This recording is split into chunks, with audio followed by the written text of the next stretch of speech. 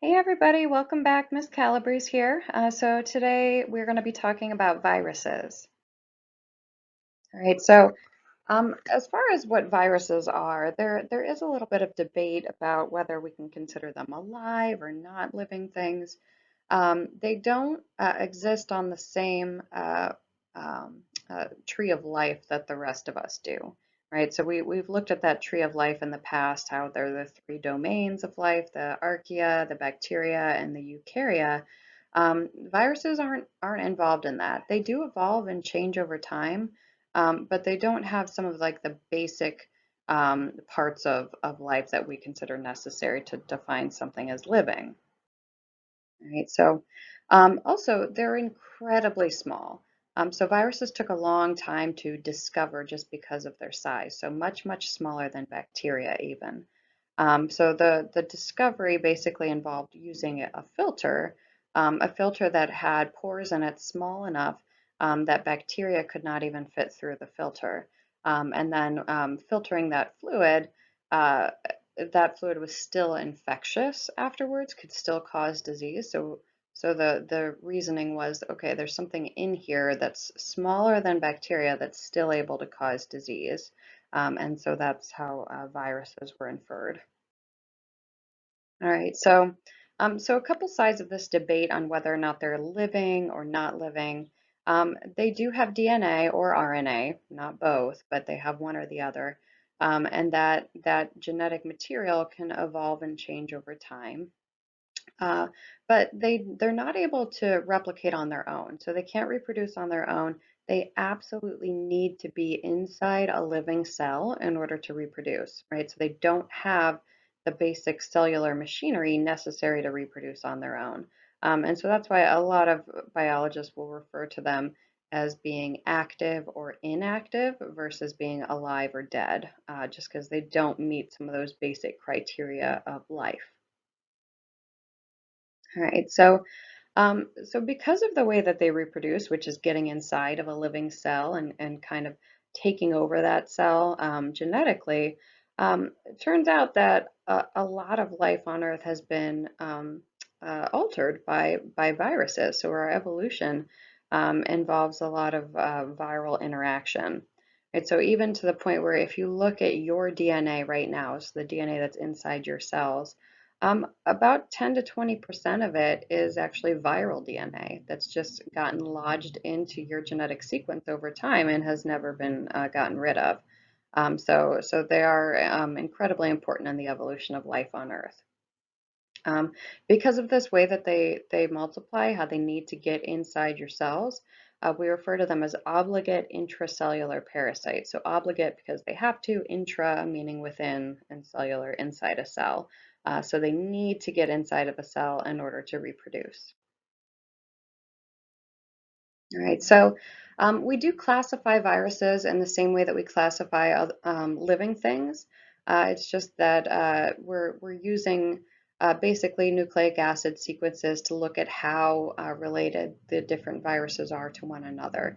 Used to be we would classify them based on just the hosts that they infected and the type of disease they cause.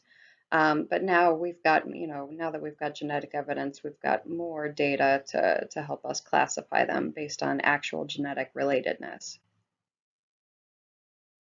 All right, so they're small, right? So I mentioned that they're very small.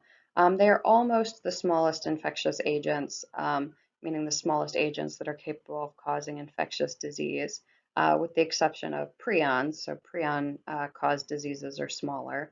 So smallest viruses about 20 nanometers, the largest ones up to about 450 nanometers. So really tiny. Some of those largest ones can be bigger than some of the smallest bacteria, but still on the whole, viruses are much smaller than bacteria. Right, so here's a size comparison that might help you visualize it. So this cell here on the bottom, this kind of large oval cell, that's a yeast cell. So yeast are eukaryotic critters. They have quite large cell sizes compared to if we're looking at some other bacterial cells here. So here's an E. coli, a little bit smaller, Streptococcus, a little bit smaller. Rickettsia are some very tiny bacteria. So they're much smaller. And then we start to get into the viruses. So like a herpes virus here, rabies virus, HIV. So these are much, much smaller than your typical cells, typical eukaryotic cells, and then even much smaller than prokaryotic cells. Then we start to get down to the smaller end of the spectrum. We could see polioviruses, which are quite small. And then even smaller than that, we're getting down to a single protein molecule, a single hemoglobin. So we're really on the small side of our scale of life here. All right, so viruses are so small because they're really simple in structure. So they don't have a lot of that internal structure that cells have, right? So there are no organelles here. There's no cell membrane even. So all we really have for viruses is a little bit of nucleic acid, so either DNA or RNA, and a capsid. Capsid is a protein coat that kind of covers the outside of that DNA or RNA. Some viruses will have envelopes around that capsid, and some of them might have a couple enzymes inside, but for the most part, they're really simple in structure. And so here's a breakdown of what that structure looks like. So there's always going to be a central core, and that central core is going to be made of either DNA or RNA. And then there's always going to be a covering, and that covering is going to be a capsid, which is made of protein. And then we could have possibility of some other enzymes thrown in there. That's optional. And some of them have envelopes on the outside. Again, that's optional. All right, so the main pieces and parts here of a virus. So capsid is a protein shell that surrounds the outside of the nucleic acid. A lot of times, viruses that only have a capsid and a nucleic acid are referred to as naked viruses because they don't have anything on the outside of that capsid. Some viruses will have envelopes on the outside. If they have an envelope, the envelope sits external to the capsid, and it's usually a piece of or comprised of pieces of the host's plasma membrane. So it's basically phospholipids that are stolen from the host. Um, if they have an envelope, they're considered enveloped versus naked. Viruses also have spikes. Those spikes are made of glycoproteins, so kind of like a sugar protein combination that kind of project from the outside of the capsid or the envelope, depending on the type of virus we're talking about. So those spikes are going to be crucially important to helping the virus gain entry into a host cell. And a lot of times we classify viruses based on the type of spikes they have. So these glycoproteins could be things like hemagglutinin or neuraminidase. Those are the H and N proteins that we find on the outside of influenza, right? So if you have influenza H1N1, it's actually referring to the type of protein spikes that it has on the outside of the viral particle. All right, so here's a comparison between a naked virus and an enveloped virus. The naked virus is there on the left, so we can see it's got a capsid made of proteins, the nucleic acid on the inside, and then tiny little glycoprotein spikes that help that virus dock and gain entry into a host cell. The enveloped virus on the right has a capsid, has a nucleic acid, has spikes, but then in addition to that, it's got this envelope kind of going around the outside of the capsid, so an extra layer. Right. So capsids themselves can take on different shapes. There are proteins, like I mentioned, made of smaller protein subunits called capsomeres. So the way that the capsomeres are kind of assembled determines the shape of the final capsid. So three major different types here are helical, icosahedral, and complex. So to see what those look like, so here's a helical capsid. So in this helical virus, we see the DNA kind of coiled on the inside, and then the capsomeres are arranged in a helical fashion, kind of around the outside of that genetic material. So that's what's going on in this one here. In an icosahedral, this is a more kind of geometric shape. So there's still nucleic acid on the inside, but the capsomeres are arranged in this icosahedral pattern. And then in a complex capsid, it's not as clearly defined, right? So the shape is just more complex than either helical or icosahedral. Right, so here's another look at those types of viral capsids. So here's the icosahedral one on top, so that's an adenovirus. Here's a helical one here, and then this bottom one, this one is complex. Specifically, this is a bacteriophage. Bacteriophages are viruses that infect bacteria specifically, so they don't infect human cells, they only infect bacterial cells. All right, so and in terms of where those envelopes come from, so when viruses do have envelopes, it's not a structure they're creating on their own. They're essentially just stealing phospholipids from their host cell. So most commonly, when those viruses go to leave a host cell to find a new host, they just steal some of the cell membrane on their way out the door, or steal some nuclear envelope, or steal some phospholipids from some other internal organelle of that host. Right, so here's a comparison. So on the left is a naked virus with no envelope, so we can see the genome and the capsid. And then we've got two examples of enveloped viruses on the right here. So you can see we still have a capsid with genetic material inside, but then on the outside of that, we've got this phospholipid layer that is used for extra protection. Okay, so here's what an influenza virus looks like. So influenza virus is an RNA virus, meaning that it doesn't have DNA, it has RNA. So that RNA exists inside the capsid, which is here, and then that capsid exists inside an envelope, and then the spikes are protruding from the envelope. So a really common structure for an animal virus. All right. So sometimes the viruses are capable of taking on different shapes. So that ability to have variation in shape is called pleomorphism, which we talked about in bacteria as well. So pleomorphism means that they can change shapes. All right. So let's discuss the nucleic acid that's on the inside of these viral particles. All right, so the nucleic acid can take on a lot of different forms, right? So for living cells, so not viruses, but for living cells, all living cells have both DNA and RNA, right? So you need both those different molecules in order to carry out the basic processes of life. Viruses don't qualify as living because they don't have both. They either have one or the other, never have both DNA and RNA. Right, so we have DNA viruses, and that DNA within a DNA virus can be a regular old double-stranded DNA, or sometimes we find just single-stranded DNA viruses. Um, but those DNA viruses will never have RNA in them as well. And then the opposite's true for RNA viruses. So RNA viruses, we could have single-stranded, we could have double-stranded RNA, sometimes we even have segmented RNA viruses, but RNA viruses will never have DNA in them, right? So they always have one or the other, but never both. All right, and so here's an example of just some common types of viruses and the type of nucleic acid that they have. All right, so as far as reproduction, so they don't reproduce on their own, but they do go inside of a host cell and basically hijack that cellular machinery in order to make copies of themselves.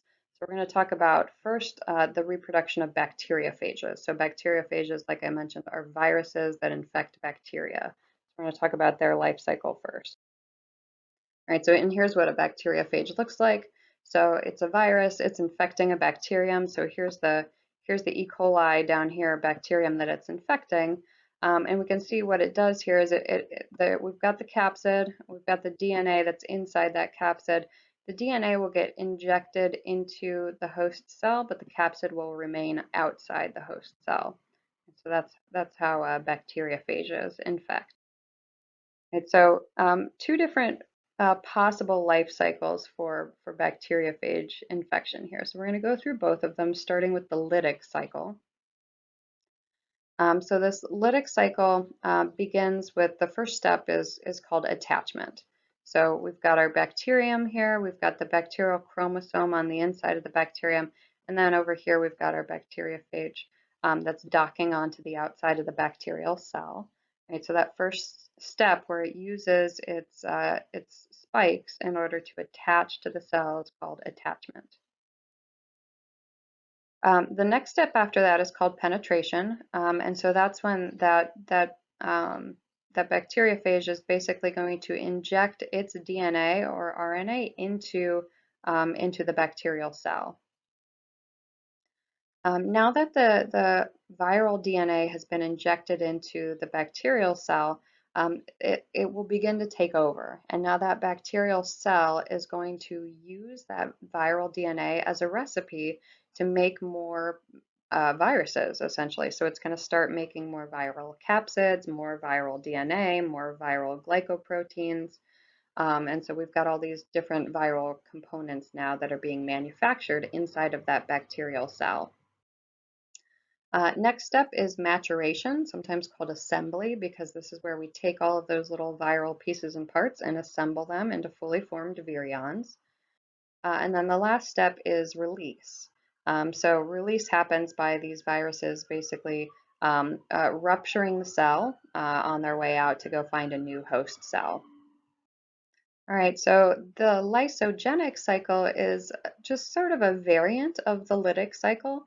So the lysogenic cycle basically involves those same 5 steps of attachment, penetration, biosynthesis, maturation, and release, except there's kind of like a pause that happens after the penetration phase. So after the DNA has been injected into the host cell, it's going to integrate itself into the host DNA. So we have this integration step here where that DNA gets integrated into the host DNA. But then it just waits. It kind of lies in wait and it doesn't really do anything.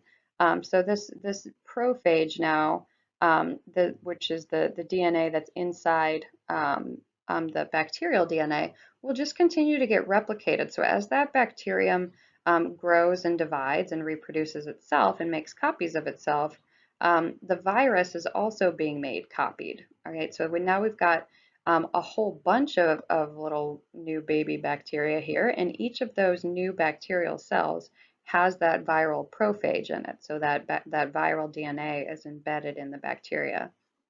And so what will happen is at some point these bacterial cells will become stressed because life is stressful for all of us, even bacteria. As they become stressed, the prophage will go back into its active phase and we'll jump back into the lytic cycle here and we'll jump right back into biosynthesis. So now instead of infecting one single cell, this virus has infected all of the descendants of the initial cell that it infected, right? So that's the lysogenic cycle. All right, so again, that lytic and lysogenic it refers to how bacteriophages reproduce, and that's how we kind of first came to understand viral reproduction. Now, animal viruses, the ones that infect you, reproduce in a really similar way, right? So, but there are a few key differences. So for the most part, they're going to be reproducing similar to that lytic cycle, where they're going to enter into the host cell and do their job immediately and reproduce and continue to spread. Um, there are there are some animal viruses that act a little bit differently, almost like that lysogenic cycle, like herpes viruses. Herpes viruses will have an initial infection and then they can go latent, where they're just kind of hanging around until a stressor happens, and then they go back into their lytic cycle. So that would be things like oral herpes, genital herpes, chickenpox is a herpes virus that does that as well. Right. So in retroviruses, we'll talk about retroviruses specifically in a second and what makes them a little bit different from these other viruses. All right, so but the basic steps of animal virus reproduction are really similar. So we just have to add one extra step in here because of the way that animal viruses gain entry into their host cell. So we start off with attachment, just like we did in the normal lytic cycle, and then we have entry. So this entry phase, this part's a little bit different. Instead of leaving the capsid on the outside of the cell, the entire virus will enter into the cell via endocytosis. Then once we've got that virus in the cell, we need to uncode it, which means we have to take off the the phospholipids and we have to take off the capsid in order to get to the actual genetic material. Next step is synthesis, maturation, and release. So those parts are going to all be really similar. The release can happen in a couple different ways. Either it can be if we have an enveloped virus, or I'm sorry, if we have a non-enveloped virus, then the non-enveloped virus will just lyse the cell, meaning it'll burst the cell in order to get out of it. If it's an enveloped virus, then it'll bud out of the cell, meaning it'll exit through exocytosis and take some of the viral, or take some of the host phospholipid with it. Right, so here's what that looks like. So for an influenza virus, for example, so we've got our host cell, we've got the influenza up here. It's going to enter the cell through endocytosis, and now it's on the inside of the cell, but it's wrapped in an envelope and it's wrapped in a capsid. So we have to do this uncoating phase where we unwrap it in order to get the actual viral nucleic acid, which in this case is RNA. So the RNA then is going to find its way into the nucleus. It's going to start the biosynthesis process where we're making lots of little viral pieces and parts.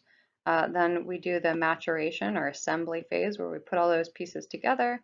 And then release looks a lot like exocytosis, where we just sort of bud out of the cell, taking some phospholipids with us on the way out. Right, so we group animal viruses by how they infect. So enteric viruses infect through the fecal-oral route, which is exactly how it sounds. So contamination with fecal matter that enters in through the mouth. Respiratory viruses enter in through inhaled droplets or aerosols.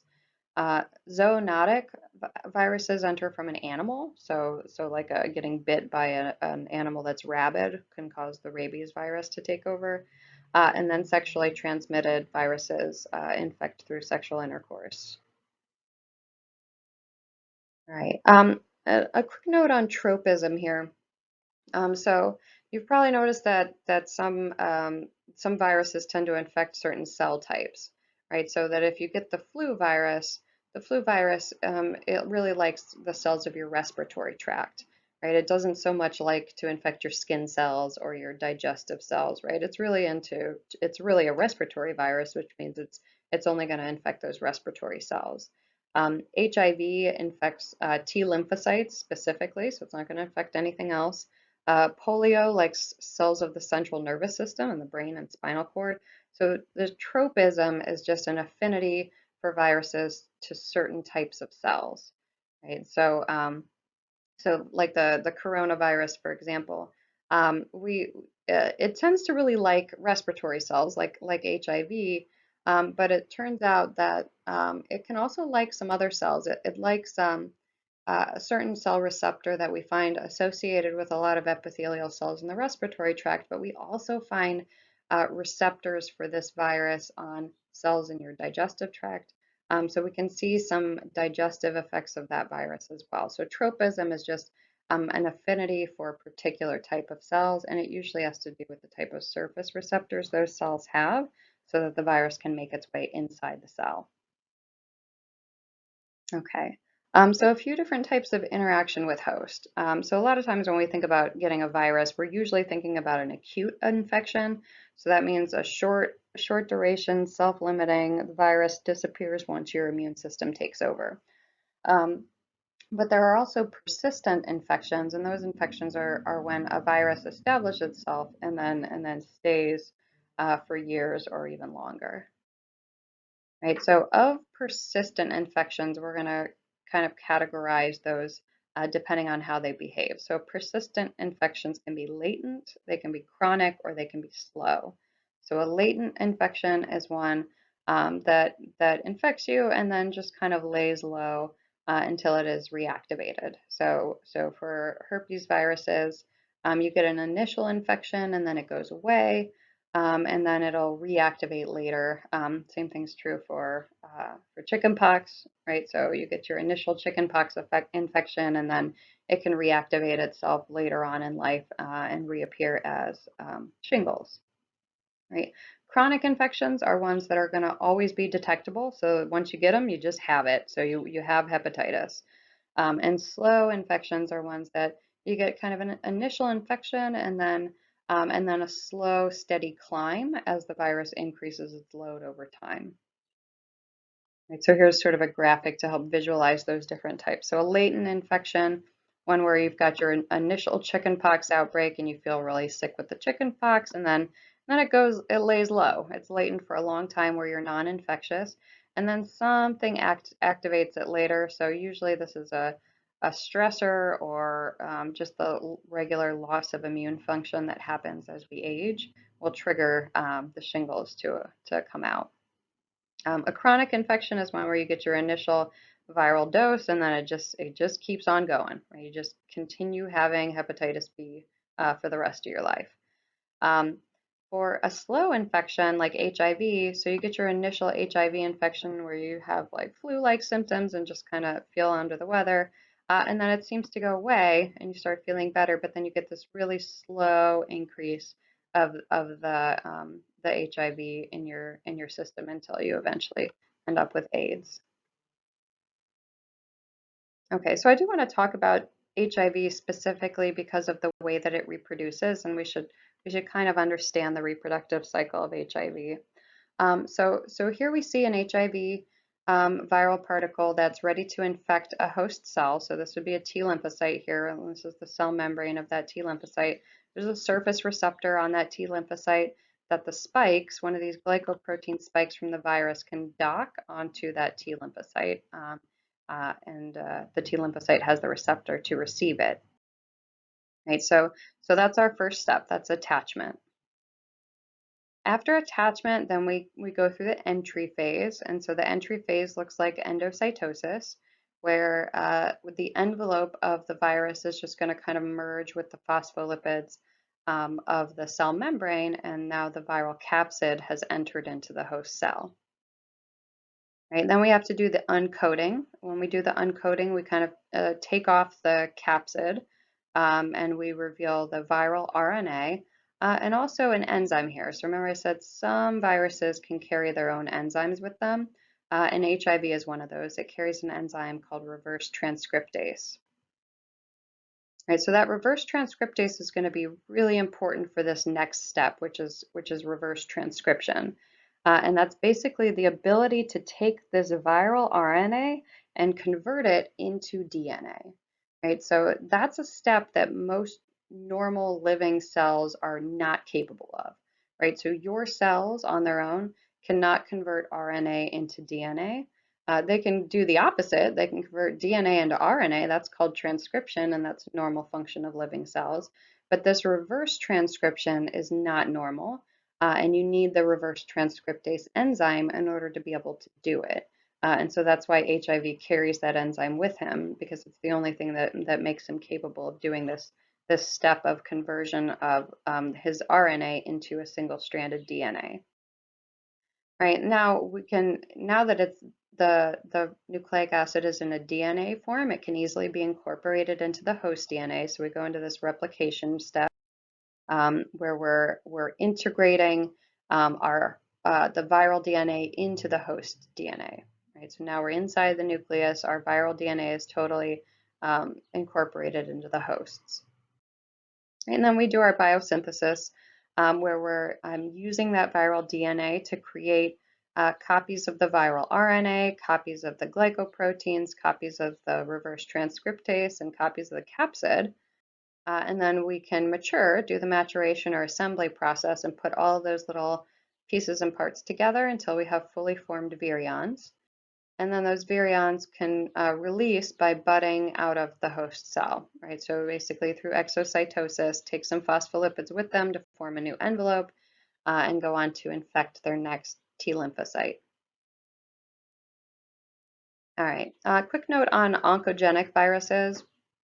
So because of the way viruses infect living cells, how they go into the DNA and actually alter the genetics of the host cell, that can lead to cancer, right? So cancer mostly happens by mutations in your DNA, and viruses can cause those mutations. So this turns out this does happen A lot of viruses are capable of doing this. A common one is the human papillomavirus, which causes warts, can often cause some cellular changes that result in cancers like cervical cancer, anal cancer, oral cancer, are all caused by the virus, the human papillomavirus, getting in and making some genetic changes. All right, so growing viruses in the lab is a little bit more difficult than growing bacteria in the lab because, again, viruses need to be inside a cell in order to replicate. So we can't just give them media and have them grow on their own like you guys are doing with the bacteria in your labs. We can grow them inside a living organism. So in vivo means in a living organism. So a lot of times we just use a chicken egg because that's just one big cell, or in vitro, and in vitro means in a test tube. So that would be like growing tissue culture of cells and then infecting those cells with viruses. Right, and so this kind of research is important for, just learning more about viruses and also the production of vaccines. All right, so a couple questions here to wrap up. Which of the following is not a type of viral nucleic acid? And then which of the following best describes viruses? So I'll give you a second to read through the answers. All right, and there we go. So all of those types of nucleic acids can be found in viruses. So we can find all of those different kind of nucleic acid arrangements. And then as far as the best description there, the best description would be obligate intracellular parasites. All right, so I hope this was helpful. Let me know if you have any questions.